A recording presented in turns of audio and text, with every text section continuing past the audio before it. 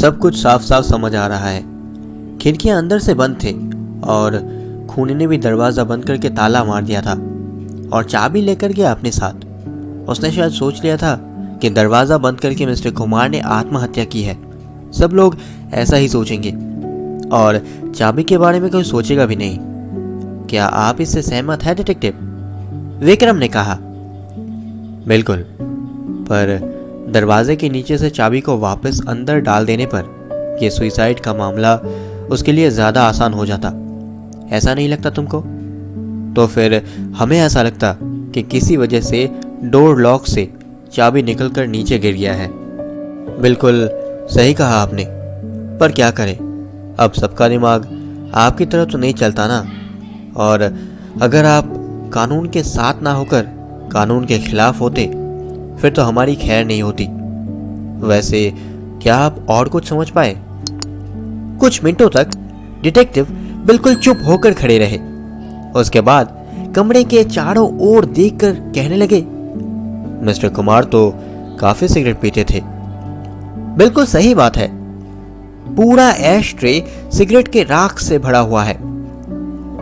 मुझे तो लगता है कि कल रात उन्होंने 20 से 25 सिगरेट पिया होगा, विक्रम ने कहा। उसके बाद वो ऐश ट्रे पर पड़े हुए राख की जांच करने लगा। मुझे नहीं लगता कि यहां कुछ है डिटेक्टिव। अरे वो क्या है? विक्रम ने चीखते हुए कहा। लाश के पास एक चमकती हुई चीज देखकर विक्रम फौरन उसके पास चला गया। एक टूटा हुआ बटन। डॉक्टर भटनागर, अगर आप नीचे जाकर हाउसकीपर को बुला लाएं तो बहुत अच्छा होगा, विक्रम ने कहा। क्या मैं मिस्टर एंड मिसेस पार्कर को भी बुला लाऊं? वो लोग जल्द से जल्द यहां से जाना चाहते हैं। लंदन में कुछ जरूरी काम आ गया है, डॉक्टर ने कहा। पर मुझे यह कहते हुए बड़ा ही दुख हो रहा है कि वो उस काम को खत्म नहीं कर पाएंगे, क्योंकि यह केस जिस तरफ आगे बढ़ रहा है इस वक्त यहां उनकी ज्यादा जरूरत हो सकती है। हाउसकीपर को ऊपर भेज दीजिए। और हाँ, मिस्टर एंड मिसेस पार्कर में से कोई भी आप या विनोद की नजरों से भागकर जाने ना पाए। वैसे सुबह के वक्त आप लोगों के अलावा क्या और कोई इस कमरे में आया था? नहीं तो हम जब अंदर आए तब सभी लोग दरवाजे के बाहर खड़े हुए थे, डॉक्टर अपना सर हिलाते हुए कहने लगे। आप श्योर हैं? 100%। विक्रम ने डॉक्टर से जो करने के लिए कहा था, डॉक्टर उस काम को करने के लिए नीचे चले गए। ये डॉक्टर काफी दिलचस्प इंसान है, विक्रम ने डॉक्टर की तारीफ करते हुए कहा। पर अब सवाल यह आता है कि मिस्टर कुमार का खून किसने किया होगा? मेरे हिसाब से हाउसकीपर को शक के दायरे से बाहर रखा जा सकता है, क्योंकि गोली मारने के लिए उन्हें 8 साल का वक्त मिला था। और ये मिस्टर और मिसेस पार्कर आखिर है कौन? दोनों दिखने में तो एक फेक कपल लगते हैं। अचानक से मिस गोमेज आ गई। वो औरत दिखने में बहुत ही हल्की पतली लगती है। बहुत ही शांत और गंभीर पर्सनालिटी है उनकी। विक्रम के सवालों का जवाब देते हुए उन्होंने कहा, पिछले 14 सालों से वह विक्टिम के साथ रह रही थी। एक मालिक के तौर पर बहुत ही अच्छे इंसान थे मिस्टर कुमार। और मिस्टर एंड मिसेस पार्कर को उन्होंने पहली बार 3 दिन पहले देखा था। वो दोनों अचानक से ही यहाँ रहने आए थे और मिस गोमेज के हिसाब से मिस्टर कुमार भी उनके आने से खुश नहीं थे। उस टूटे हुए बटन को देखकर उन्होंने कहा कि ये बटन मिस्टर कुमार का नहीं है। और पिस्तौल वाले सवाल के जवाब पर उन्होंने कहा कि ऐसा एक पिस्तौल उन्होंने मिस्टर कुमार के पास भी देखा था, पर वो हमेशा लॉक किया हुआ ही रहता था। और क्योंकि बहुत साल पहले उन्होंने इसे एक बार देखा था, इसलिए वो श्योर नहीं है कि ये वही पिस्तौल है या नहीं। कल रात को उन्होंने गोली की आवाज़ नहीं सुनी थी, पर इसमें हैरान होने वाली बात भी नहीं है, क्योंकि इतने बड़े मकान के एक कोने से निकले हुए आवाज़ को सुन पाना बहुत ही मुश्किल बात है। और मिस्टर कुमार कल रात को कब सोने गए थे ये भी उन्हें नहीं पता। रात के 9:30 बजे तक भी वो जगे हुए थे और अपने कमरे में जाने के साथ ही वो सो नहीं जाते थे। वो हमेशा आधी रात तक जगे हुए रहते थे। या तो वो किताबें पढ़ते थे या फिर आराम से सिगरेट पीते थे। अचानक से डिटेक्टिव ने बात को काट दिया। आपके मालिक क्या खिड़की और दरवाज़ा बंद करके सोते थे या फिर खोलकर सोते थे? ज़्यादातर तो सब कुछ खुला हुआ ही रहता था। तो फिर अभी ये सब क्यों बंद है? क्या इसका कोई अंदाज़ा है आपको? बिल्कुल नहीं, शायद उन्होंने खुद ही बंद किया होगा। विक्रम ने थोड़े और सवाल पूछकर मिस गोमेज को जाने दिया। और अब मिस्टर एंड मिसेस पार्कर की बारी। दोनों को अलग अलग बुलाया गया। मिसेस पार्कर को देखकर लगा कि वो हिस्ट्री में ज़्यादा इंटरेस्टेड है और वो बहुत ही नरम दिल की इंसान है। ऐसा लग रहा है कि जैसे वो अभी रोने लगेंगी, पर मिस्टर पार्कर इसके बिल्कुल उल्टे हैं। उनके चेहरे पर मुझे कोई परवाह नहीं वाला भाव नजर आता है। लाश के पास से मिला बटन उनका है या नहीं, ये पूछते ही उन्होंने मुंह पर ना कर दिया। पर थोड़ी देर पहले ही मिसेस पार्कर कह के गई है कि ये उनका ही बटन है। यहाँ तक कि उन्होंने ये भी कहा कि वो कभी मिस्टर कुमार के कमरे में गए ही नहीं। पूछताछ के बाद विक्रम को लगा कि अरेस्ट वारंट निकालने के लिए उसके पास काफी सबूत है। इसीलिए ऑफिसर विनोद के ऊपर यहाँ की ड्यूटी छोड़कर विक्रम गांव चला गया, क्योंकि उसे हेडक्वार्टर्स में फोन करना है। मैं और डिटेक्टिव टहलते हुए लॉज की तरफ जाने लगे। क्या हुआ डिटेक्टिव, आप इतने चुप क्यों हैं? केस में इंटरेस्ट नहीं आ रहा आपको? मैंने डिटेक्टिव से पूछा। गलत कहा तुमने हैरी, ये एक बहुत ही कमाल का केस है, पर मैं इस केस में उलझता जा रहा हूँ। खून का मोटिव एकदम ही क्लियर नहीं है, इसीलिए मैं केस को लेकर सोचने लगा। पर मैं श्योर हूँ कि मोटिव पता चलने पर केस को सॉल्व किया जा सकता है। क्या तुम्हें ऐसा नहीं लगता कि विक्रम की आंखों से कोई इंपॉर्टेंट क्लू छूट गया है? मैं हैरान होकर डिटेक्टिव की तरफ देखने लगा। क्या आप खुलकर बताएंगे डिटेक्टिव? मिस्टर कुमार की कोट के स्लीव में क्या था? वो रुमाल? बिल्कुल सही, पर इसे लेकर मैं ज्यादा कुछ नहीं सोच रहा हूँ। तो फिर क्या कुछ और? बिल्कुल, हवा में सिगरेट की खुशबू। पर मुझे तो कोई खुशबू नहीं आई। और मुझे भी नहीं दोस्त।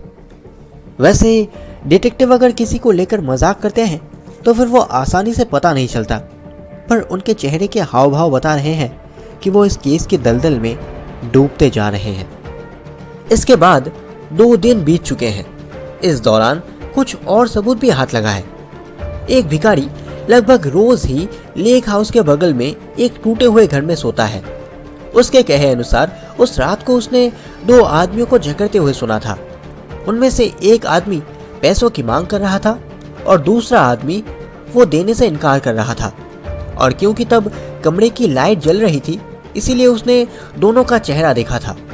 एक थे मिस्टर कुमार और दूसरे थे मिस्टर पार्कर। तो शायद हमें यह मान लेना चाहिए कि मिस्टर एंड मिसेस पार्कर यहाँ मिस्टर कुमार को ब्लैकमेल करने आए थे।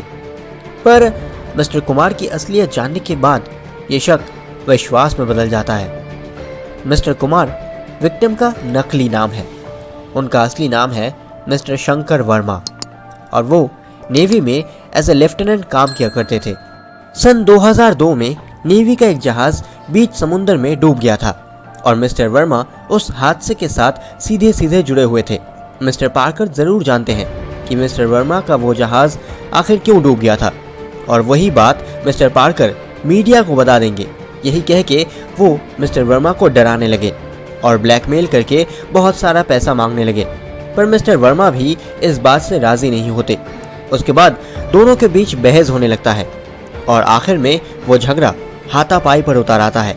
एक समय पर मिस्टर वर्मा अपनी पिस्तौल निकाल लेते हैं, पर मिस्टर पार्कर उस बंदूक को छीनकर गोली चला देते हैं और इस घटना को एक सुसाइड की तरह सजा देते हैं। और इसीलिए मिस्टर पार्कर को खून के इल्जाम में कटघरे में खड़ा होना होगा। पर चौंकाने वाली बात यह है कि मिस्टर पार्कर अभी भी अपने आप को बेकसूर बता रहे हैं। हम लोग अदालत में मौजूद थे। वापस आते वक्त डिटेक्टिव अपने आप से ही बातें कर रहे हैं।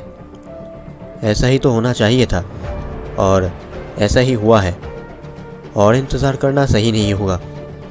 अचानक डिटेक्टिव ने अपने फोन से किसी को कुछ लिखकर एसएमएस कर दिया, पर डिटेक्टिव ने किसको मैसेज किया वो मैं नहीं देख पाया। काम खत्म होने के बाद हम हमारे लॉज में आ गए। बहुत ही बेचैन होकर कमरे का चक्कर काट रहे हैं डिटेक्टिव।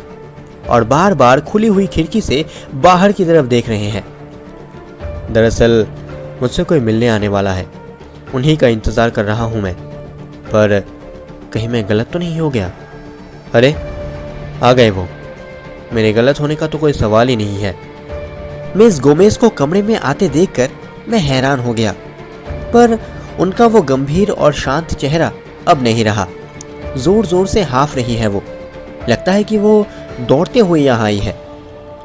बैठिए मिस गोमेज, मैंने बिल्कुल सही पकड़ा है, क्यों है ना? डिटेक्टिव ने प्यार से कहा। यह सुनते ही मिस गोमेज रोने लगी। क्यों किया आपने ऐसा?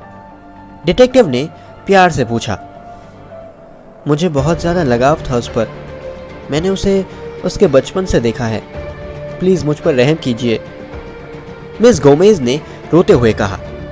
मुझसे जितना हो सकेगा मैं उतना करूँगा, पर एक बेगुनाह आदमी को भी तो मैं फांसी पर चढ़ने नहीं दे सकता। वो खड़ी हो गई। आपको जो सही लगता है आप वही कीजिए, इतना कह के मिस गोमेज घर से बाहर चली गई। तो क्या ये असली खूनी है? मुझे अब भी कुछ समझ में नहीं आ रहा था। हल्की सी मुस्कान देते हुए डिटेक्टिव ने कहा, दरअसल ये एक सुइसाइड केस ही है। क्या तुम्हें याद है कि वो रुमाल कोट के राइट स्लीव के अंदर था? इसका मतलब मिस्टर वर्मा थे लेफ्ट हैंडेड। उनका राज बाहर निकलने के डर से मिस्टर पार्कर के साथ झगड़ा करने के बाद उन्होंने खुद ही सुइसाइड कर लिया, और सुबह मिस गोमेज कमरे में आके मिस्टर वर्मा को मरा हुआ देखती है। मिस्टर वर्मा को बचपन से उन्होंने पाला है, इसलिए मिस गोमेज उससे बहुत प्यार करती थी, और वैसे भी जिसने उन्हें आत्महत्या की तरफ धकेल दिया था, मतलब मिस्टर एंड मिसेस पार्कर के लिए नफरत से भरा हुआ था मिस गोमेज का दिल। इसीलिए उनको ही मिस गोमेज ने अपने मालिक का खूनी मान लिया। अचानक से ही मिस्टर एंड मिसेस पार्कर को एक सीख देने का मौका मिल गया उन्हें। सिर्फ वही जानती थी कि मिस्टर वर्मा लेफ्ट हैंडेड है, इसीलिए उन्होंने पिस्तौल को बाएं हाथ की मुट्ठी से छुड़ाकर उनके दाएं हाथ में रख दिया और सारी खिड़कियां भी बंद कर दी, और मिस्टर पार्कर के रूम के बाहर मिला एक टूटा हुआ बटन उन्होंने लाश के पास रख दिया, और आखिर में बाहर से दरवाजे को ताला लगाकर उन्होंने चाबी को गायब कर दिया। डिटेक्टिव, मैं हैरान होकर चीख उठा। सिर्फ एक रुमाल को पकड़ के आपने इतना कुछ जान लिया? नहीं, सिर्फ रुमाल नहीं, बल्कि रुमाल और सिगरेट का धुआं, क्योंकि जितना सिगरेट उन्होंने पिछली रात को पिया था, उससे अगर खिड़की पहले से बंद हुआ होता तो फिर पूरा कमरा धुएं से भरा हुआ होता, और सिगरेट की खुशबू भी कमरे के हर कोने में फैली हुई होती। पर तुमने तो देखा ही था कि कमरा बिल्कुल साफ था, इसलिए मैं तभी समझ गया था कि यह खिड़की पूरी रात खुली हुई थी, और किसी ने सुबह आकर उन खिड़कियों को बंद कर दिया था, और इसी ने मुझे सोचने पर मजबूर कर दिया था कि आखिर खूनी ने खिड़कियां क्यों बंद की। और मैं श्योर हुआ उस भिखारी की बात सुनकर, क्योंकि अगर खिड़की बंद होती तो वो झगड़े का टॉपिक नहीं सुन पाता। बहुत बढ़िया, सच में आप लाजवाब हैं, मैंने अपने दिल से उन्हें कहा। वैसे अभी एक कप चाय कैसी रहेगी?